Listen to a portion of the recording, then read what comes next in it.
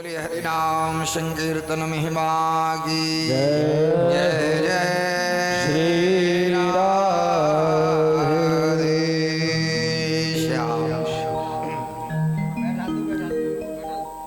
आगे एक बार भगवान गाय चराते चराते मथुरा के नजदीक पहुंचे और वहां की जो यज्ञ पत्नियां हैं, ब्राह्मणों की पत्नियां, भगवान ने उन पर कृपा करी। ब्राह्मण यज्ञ करते रहे, स्वाहा स्वाहा में लगे रहे, भगवान को नहीं जान पाए और इनकी पत्नियां कहीं नहीं गईं, घर में रह करके भगवान ने इनके ऊपर कृपा कर दी, क्योंकि राम ही केवल प्रेम प्यारा। हमारे यहाँ दो मार्ग हैं, एक ज्ञान का मार्ग, एक भक्ति का मार्ग। ज्ञान मार्ग में पूर्ण वैराग्य होना चाहिए और प्रेम मार्ग में, भक्ति मार्ग में भगवान से 16 आने प्रेम होना चाहिए। ये दो ही मार्ग हैं भगवान से मिलने के लिए, इसलिए द्वैत मार्ग और अद्वैत मार्ग का वर्णन भगवान वेद करते हैं। ज्ञान मार्ग और भक्ति मार्ग। ज्ञान मार्ग में ज्ञानी को खुद माया का पर्दा हटाना पड़ता है और भक्ति मार्ग में भगवान खुद आके चीर हरण कर देते हैं। ये जो माया का आवरण है ये हटा देते हैं भगवान भक्ति मार्ग में, इसलिए भक्ति मार्ग सरल है। ज्ञान मार्ग बहुत कठिन है महाराज। ज्ञानी को अपने ज्ञान और वैराग्य के द्वारा माया के पर्दा को हटा करके उस पर ब्रह्म तक पहुंचना होता है, इसलिए इसमें खतरा है। थोड़ी सी गलती हो गई कि फिसल जाएगा। लेकिन भक्ति मार्ग में भगवान कहते न में भक्ता प्रणश्यति, अर्जुन भक्त के साथ में रहता हूं, अगर उससे कोई गलती भी होती है या कोई गलत रास्ते में भटक भी जाता है तो मम प्रतिज्ञा, मेरी प्रतिज्ञा, मैं उसको वहां से निकाल लेता, मैं उसको वहां से निकाल लेता। तो यज्ञ पत्नियों पर भगवान ने कृपा करी। वैकुंठ आदि का लोभ जब भगवान ने ब्रजवासियों को दिया, ये नहीं फंसे, तब सुखदेव जी कहते परीक्षित आई वो रात्रि, जो भगवान ने ब्रज गोपियों को हेमंत प्रथमे मासे नंद ब्रज कुमार का चेरु भविष्य भुंजानाम कात्यायनी अर्चन व्रतम। हेमंत मास की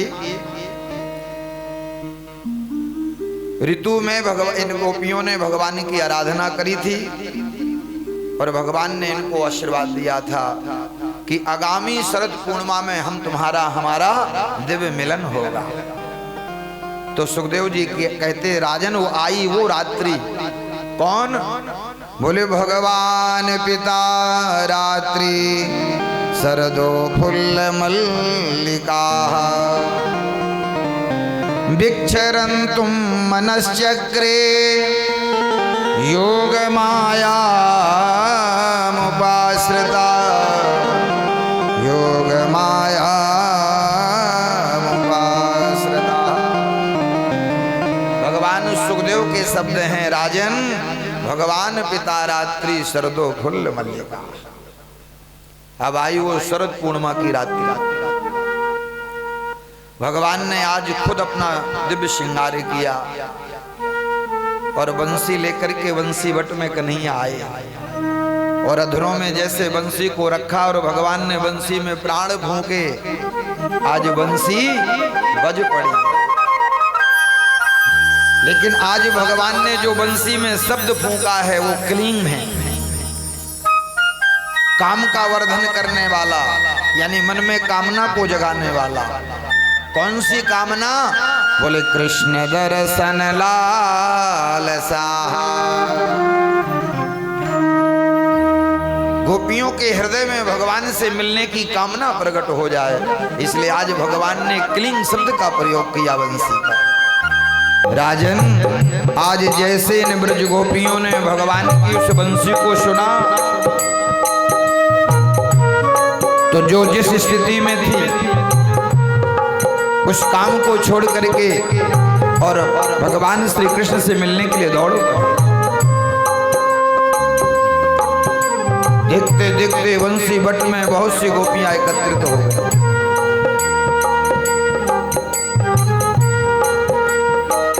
निशम्ब घोरम तदनंग वर्धनम ब्रजश्रिया कृष्ण गीत मानसा अजगम रंजोन मलोक्षतोद्यमा सयत्र कांतम जवलोक कुंडला सयत्र कांतम जवलोक कुंडला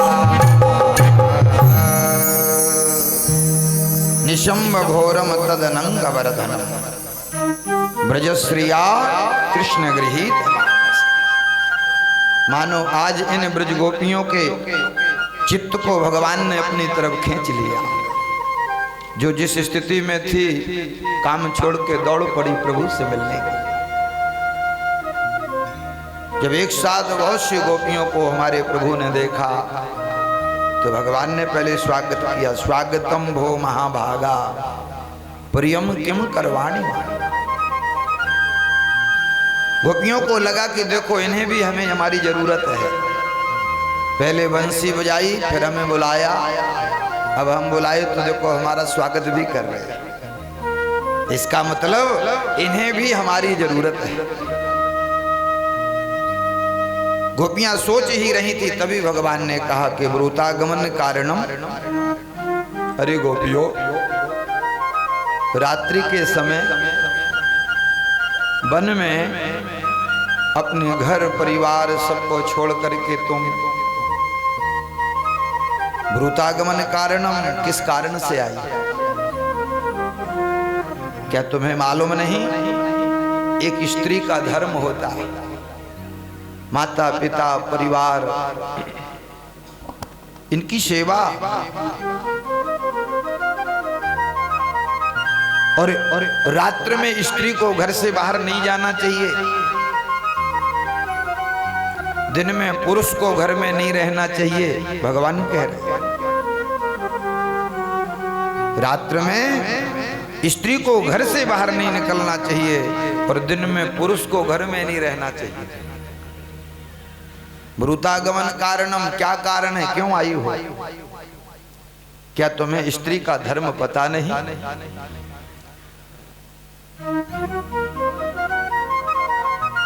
एक ही धर्म एक व्रत नेमा काय वचन मन पति पद प्रेमा। स्त्री का एक ही धर्म है, मन और वचन और कर्म से अपने पति सास ससुर माता पिता की सेवा, यही उसका परम धर्म है। और तुम रात्रि के समय वो भी बियाबान जंगल में अपने परिवार माता पिता पति सबको छोड़ करके और मुझसे मिलने आई हो, ये तो ठीक नहीं। क्या कारण है? गोपियों ने कहा कि देखो ये बोलते ही रहेंगे इसलिए हमें भी इनका जवाब देना चाहिए। कहा प्रभु आपने बिल्कुल ठीक कहा, स्त्री का धर्म है पति की सेवा माता पिता की सेवा, लेकिन हम जानना चाहती हैं गोविंद कि पति है कौन? गोपीनाम तत्पतीनाम च सर्वेषामेव देहिनाम सर्वेषामेव देहिनाम। प्रभु गोपीनाम तत्पतीनाम च सर्वेषामेव देहिनाम, आपने स्त्री का धर्म बताया कि स्त्री का परम धर्म है पति की सेवा मन वचन कर्म से, लेकिन प्रभु पति है कौन? शरीर के पति ये दुनिया के लोग हो सकते हैं, लेकिन हम देह भाव से आपके पास नहीं आई हैं, दिव्य भाव से आई हैं। शरीर से तो प्रत्येक गोपी अपने घर में है, आत्म भाव से भगवान के सामने खड़ी है।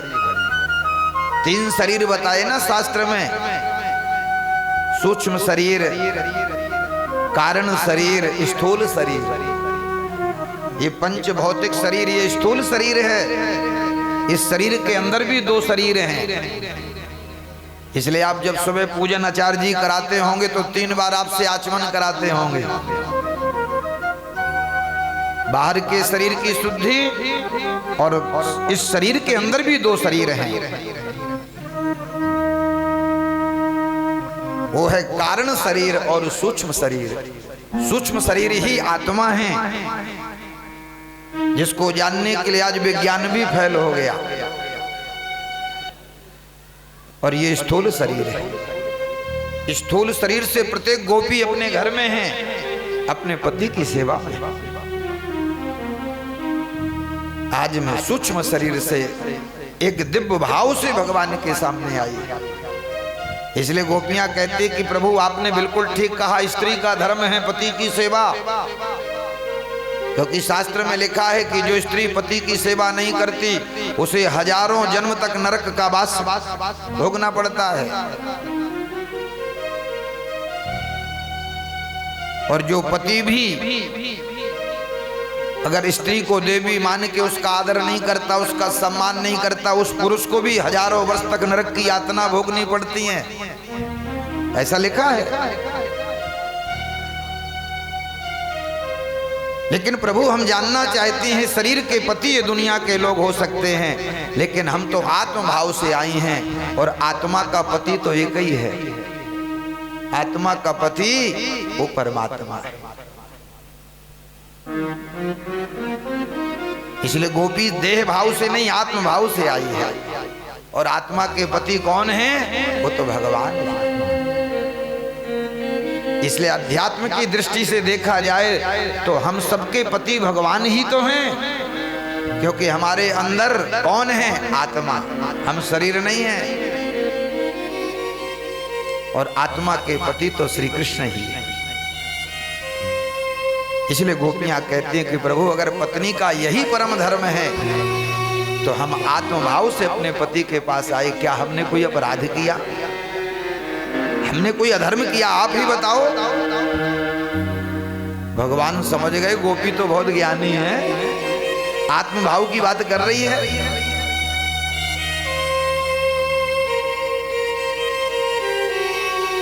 इसलिए रास पंचाध्यायी की ये जो कथा है, ये जीवात्मा और परमात्मा के दिव्य मिलन की कथा है। लेकिन कई बार इसको सुनाने वाले लोग अमृत को जहर बना करके समाज में परोसते हैं, और जो जहर है उसको अमृत बनाते हैं। कृष्ण ने बंसी बजाई, गोपियां आई और नाचने लगे। लेकिन पहले समझो तो सही, गोपी है कौन? कृष्ण है कौन? सुखदेव जी ने कथा सुनाते ही सावधान कर दिया, भगवान पिता रात्रि। परीक्षित, जो महाराष्ट्र की कथा मैं तुम्हें सुना रहा हूं, ये किसकी कथा है? भगवान पिता रात्रि। ये अनंत कोट ब्रह्मांड नायक उस परमात्मा की कथा है।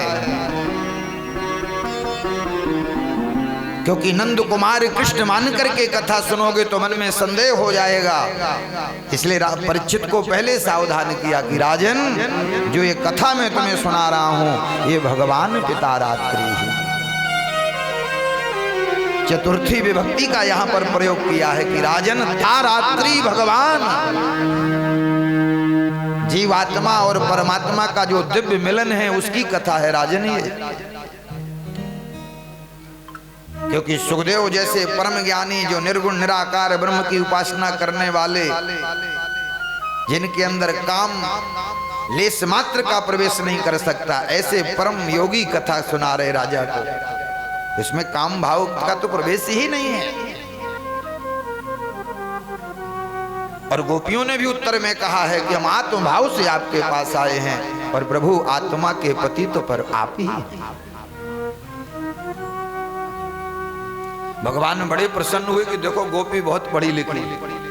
6 प्रकार की गोपियों का वर्णन है इसमें। ये सब बड़े बड़े ऋषि मुनि हैं, पूर्व काल के दंड कारण बन के बड़े बड़े ऋषि मुनि, जिन्होंने हजार हजार वर्ष तक तप किया, फिर भी भगवान की झांकी का दर्शन नहीं हुआ। तो आज ये सब गोपी भाव से भगवान को भज रहे हैं। इसलिए सुखदेव जी ने सावधान किया, राजन गोपी कोई स्त्री नहीं है, गोपी कोई पुरुष नहीं है, गोपी एक भाव है। साधना करते करते और जब जीवात्मा का भजन सिद्ध हो जाता है तो उसी के अंदर गोपी भाव प्रकट हो जाता है। इसलिए गोपी कोई स्त्री पुरुष नहीं है। अभी आपने 5-6 साल वर्ष पहले टीवी में पेपर में सुना होगा एक डीआईजी थे उत्तर प्रदेश में, पांड्या जी, डीआईजी वाले पद में थे महाराज, छोटे मोटे पद में नहीं। और वो कहते कि स्वप्न में भगवान श्री कृष्ण उनके आए और उन्होंने कहा कि तुम पूर्व काल में मेरी गोपी सहचरी थी। तो इतने बड़े पद में रहने वाला वो डीआईजी मालूम है, लहंगा पहनता था, चुनरी पहनता था, प्रभु के लिए मांग भरता था। पुलिस अधिकारियों को जो पता चला बोले पागल हो गया है, टीवी में उनका दिखाया गया था। तो उन्होंने कहा अगर मेरी भक्ति में बाधा मेरी नौकरी बनेगी तो मैं लात मार दूंगा ऐसी नौकरी पे। और उन्होंने डीआईजी जैसे बड़े पद में रहने के बावजूद भी नौकरी से इस्तीफा दे दिया। आज भी वो गोपी भाव से भगवान का भजन कर रहे हैं। तो गोपी कोई माई बाप स्त्री पुरुष नहीं है, गोपी एक भाव है। आप नाम जप करिए, आप भजन करिए, आपके अंदर गोपी भाव प्रकट हो जाएगा। बोलिए भक्त वत्सल भगवान की, कृष्ण कन्हैया लाल की हो।